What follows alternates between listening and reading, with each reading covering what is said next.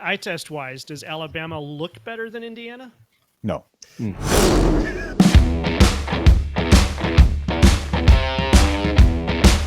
All right, guys, the first thing I want to talk about tonight is the CFP. There's a lot of discussion right now about where Indiana has been placed in reference to where Alabama has been placed.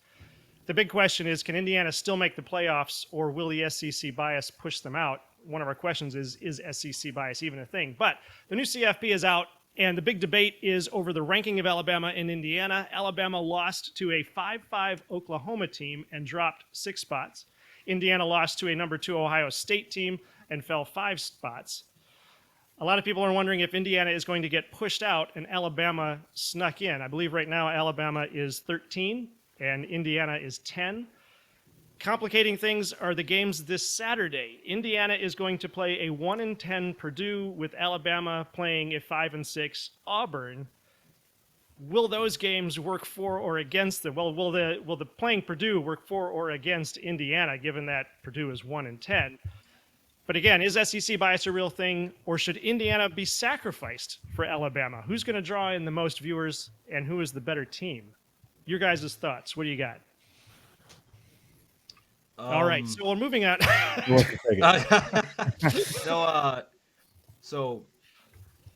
And this isn't, I'm not talking about you, Clip. I'm talking about just in the national media. I hate this conversation. All right. Because people are acting as if Alabama doesn't have 2 losses to 2 unranked teams. They literally have that. And one of them, you got dog walked by Oklahoma, which I don't think anyone saw that coming. Oklahoma's been very bad all year. They have a good defense, don't get me wrong. But that shouldn't have happened. And so I think that when you have 2 unranked losses, and then when you look at Indiana, every unranked team they have played, they've hit over the head. Every single one of them. Their one loss, yeah, you got dominated by the number 2 team in the country. Mm-hmm.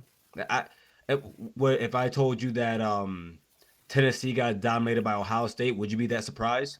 Probably not. And most of us expected them to get dominated by Ohio State. Exactly, except one of us. Yeah, I don't know. That conversation is just so weird to me, because if any other program, let's say Michigan. Yes, I said the word. Let's say they had a really good season, right? Let's say they had a really good season, but then they dropped 2 losses to unranked teams. No one would have them in. So yeah. No.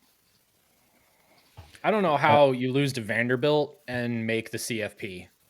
That's where I'm at. Like, I get, like, Vanderbilt is kind of a cool story this year, but they're not actually even that good in terms of like a, I don't know, cute little Cinderella story or an unranked Power 5 team or Power 4 team, whatever. But they lost to Vanderbilt and then get dog walked by Oklahoma. Like, if Alabama's in over Indiana in the CFP, it's rigged. There's no point in it.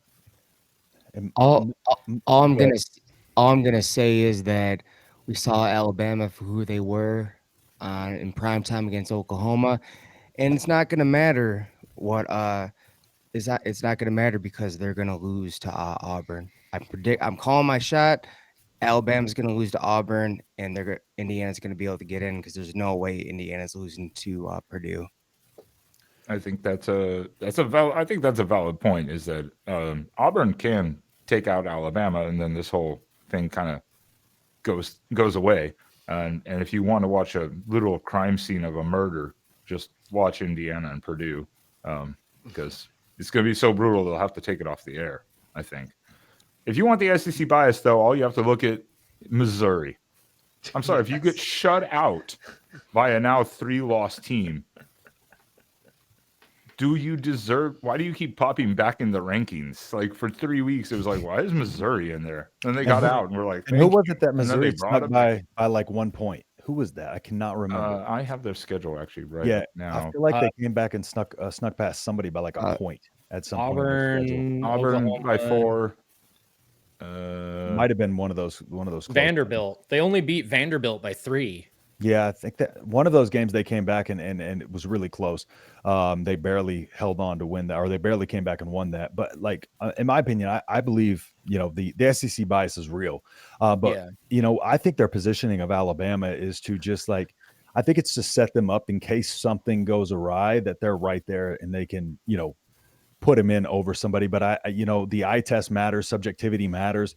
If Indiana was in danger of having a close game to Purdue, then I'd probably worry about a little bit more. But I just don't think that's a possibility. I think if Indiana gets through, wins that game, there's no way they leave them out or can.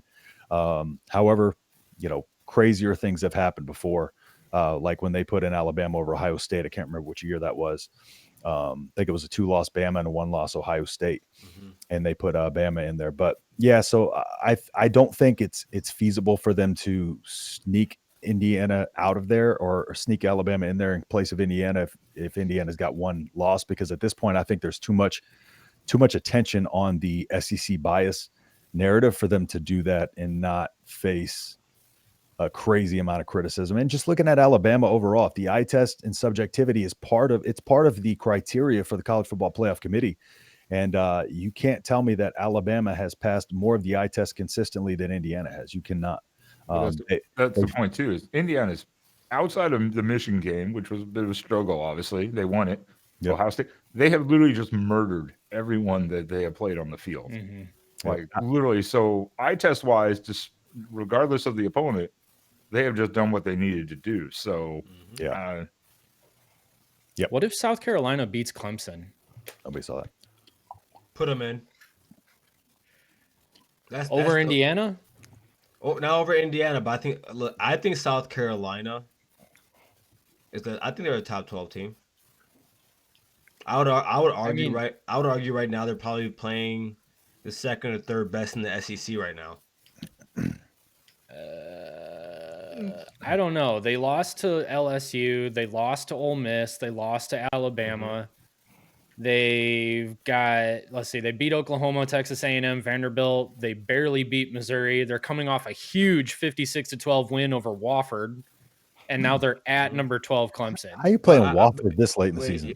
You gotta remember, because it's the SEC. It just It's always happened. so they need to pad the stats. You gotta remember that some of those losses with South Carolina, their quarterback was hurt. Was South Carolina? I think they should have. I think that was the game. Was that the 33-31 game?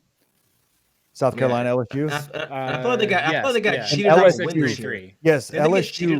LSU didn't deserve to win that game. South Carolina did, and they screwed themselves over and still had a chance to win it at the end with a field goal, and they missed it.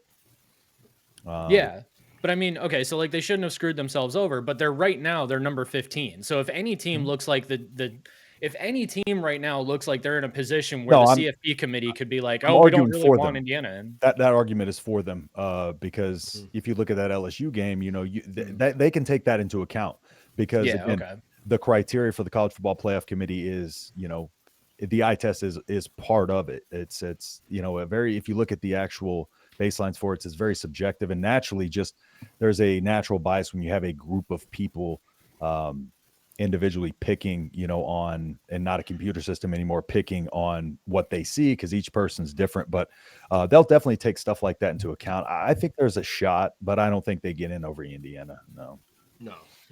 I mean, didn't he throw 2 pick sixes, all telegraph passes?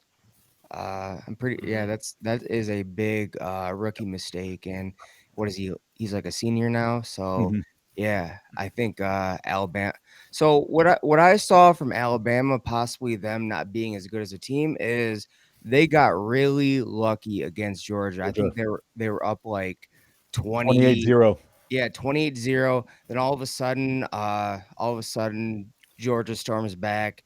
Yeah, Georgia blew it, but Alabama equally almost blew it as well.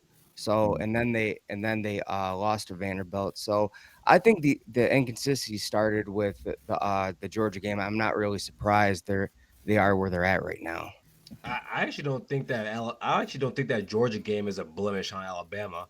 I think that says more about. I think it says more about. Well, I think it says more about Georgia for the simple fact that you went down 28-0, 35-7 at half to Alabama, and then you also had Ole Miss who blew you out also. And I've seen it. We've all seen football games where teams get up a lot by a lot, and then the other team comes back and scores a lot, and it gets a little uncomfortable, but you still pull it out. I mean, don't get me wrong. They still shouldn't have let it happen, but I've seen enough to understand why it happened. I see it a little differently because I think the goalposts on how we feel about Georgia have moved a little bit. I don't think they're quite as good as we thought, and I think it just in that game, it took Georgia a little while to kind of wake up. And I thought it was similar to the Texas game when they played Georgia. I just think Texas could not find a rhythm, and Georgia early in that game had the same issue.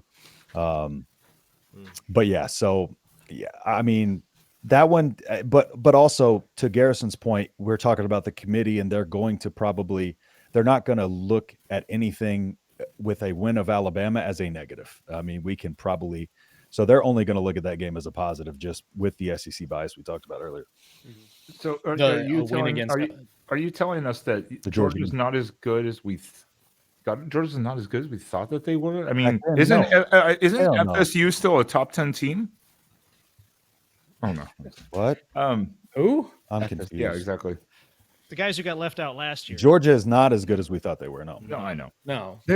Georgia's too inconsistent. I mean, like I called it like they could be a team that's really good, that a game that they show up against Texas, and then all of a sudden they drop one to Ole Miss. You never know what you're getting all season. And Carson Beck has been absolutely horrendous. What does he have? Like 10, 12 interceptions.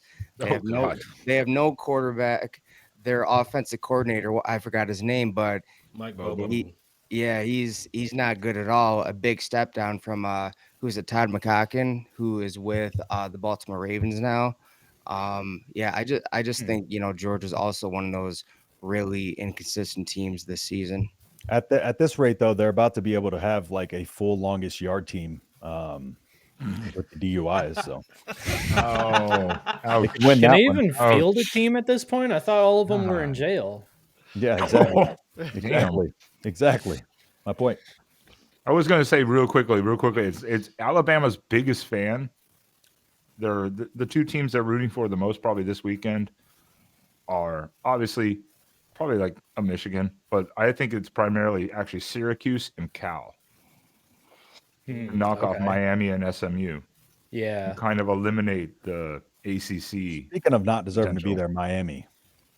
Exactly. Syracuse might be Miami, I swear to God. I wouldn't doubt it. That defense is awful. Would you guys say then that the SEC bias is in particular for Alabama or just any SEC team? Because right now, I mean, they've got Texas, Georgia, and Tennessee in the top 12. Do they need Alabama in there, or is it just any other SEC team? I think it's really to the Georgias and Bamas, the ones that are typically in there more than any. But judging by how they've moved some of the other ones down the rankings or up and down the rankings based on, I think it was, I can't remember who mentioned Missouri earlier, but similar to that, you see some of these teams and how they're moving them. And I think that gives some credence to the fact that it could be all of the SEC, but they prop up a couple teams at the top a little more. Gotcha. All right. I want to put this up. I actually think this is funny. Ohio State is going to beat Boys and Blue out of Michigan. I like that. Clever. That's clever. That's funny. I like that. This kind of goes to our pre-show discussion. Don't see Milroe cutting it in the NFL. You guys think Milroe can make it in the NFL? Nope. He's a run first quarterback. That's it. Yeah. If he does, he's going to be a project. Yeah, but he's got a project. He's got, huh? I don't even think he's a project, dude. I don't think. Well, I said if he does make it, it's going to be because like he's a project and they unlock something. But I just don't think he sees the field very well. I think when he has open routes and stuff like that, but I also think he gets rattled easy. I think this is where he lacks. I think his mental toughness and his ability to have a short memory lacks, because when we see him play bad, it goes really bad. I saw it when Alabama played Michigan. The first time he fumbled, he wasn't the same after that. Exactly. That's what every time I hear Milroe's name, I keep thinking back to when they were saying that Alex Orji was the stand-in for Milroe last year. They were when they were prepping for Alabama. when Michigan was prepping for Alabama. We had such high hopes for Alex Orji at the time. Yeah, man. That how long ago does that feel now? Too Again, long. you guys just wanted to hear orgy in the end zone, and that is Well, we not did a happened. couple of times, wasn't it? So We heard a couple times. It happened. so funny. A couple times. Congratulations. Funny thing Thank that you. Funny thing that you bring up orgy. So I was watching, Wait, Michigan what? boys to college. It'll never not be funny. I was watching Michigan boys to college football, and I think it was TJ finally admitted that he was wrong about Will Howard and said he's actually having a pretty phenomenal season. So I was like, all right, he admitted his fault. So Yeah, Will Howard's okay. He's all right. his QBR is 84. It's fourth best in college football. My QBR was off the charts. I don't even whatever. Not third. What? It's not third. I got It's not third. it's not third. Sam Hartman's looking downfield for Adrian. Oh! Carter almost has a one-handed catch. Almost.